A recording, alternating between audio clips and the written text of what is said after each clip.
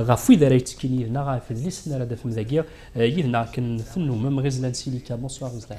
Azul Mohand. Alors vous avez choisi de consacrer votre chronique Mille et une cultures au salon du livre berbère. Exactement. En fait, habituellement, ma chronique Mille et une cultures va à la découverte en fait d'artistes, donc qui sont en fait de domaines différents. Là, en l'occurrence, on va parler du salon du livre berbère. Donc, j'ai choisi certains livres. Aujourd'hui, j'ai choisi Les Mémoires d'un enfant de la guerre, qui a été écrit en fait par Abdenour Sihaj Mohand. Et donc voilà, c'est un livre qui m'a énormément touchée. Et pourquoi? En fait, il m'a touchée parce que c'est un témoignage émouvant. Donc, l'auteur se remémore la période en fait de son enfance, une période assez dure, vu qu'elle parle quand même de l'occupation en fait d'un village. Les Farhounen, dans la région de Michelet. Voilà. Et donc, en fait, il nous raconte ses souvenirs avec certaines vérités historiques aussi. Alors, est-ce que c'est un témoignage? Qu'est-ce qu'on peut trouver dans ce livre? Dans ce témoignage, il nous raconte donc l'occupation des chasseurs alpins, qui est une unité donc de l'armée française, et il nous parle en fait du mépris du colonisateur vis-à-vis des plus démunis, des femmes, des enfants et des Chibani, donc les personnes âgées.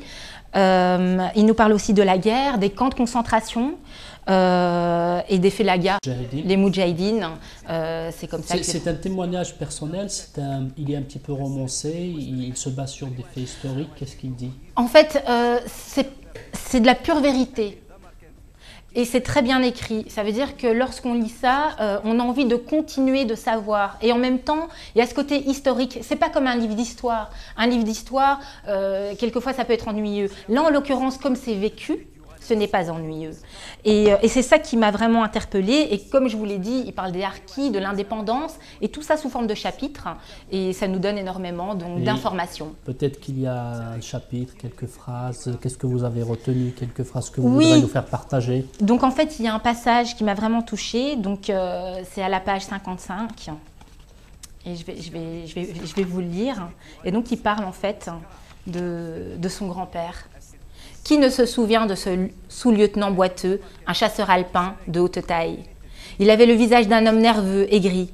C'est lui qui dégainera son pistolet d'un geste fébrile, avec la ferme intention de tirer à bout portant sur mon grand-père, Hadj Ali, parce qu'il avait refusé d'exécuter l'ordre d'inciter les villageois à s'enrôler dans les rangs de l'armée française. Donc voilà, ce passage montre que même à cette époque, sous l'occupant, il y a des personnes qui avaient un courage énorme, comme le grand-père de l'auteur. Et donc, dans ce livre, il y a énormément d'anecdotes, beaucoup de souvenirs et une vérité historique qui est vraiment très intéressante. Et moi, je dirais même qu'il faudrait peut-être l'enseigner dans les écoles. Merci Rizlan, merci Mala Abdenour Sihaj.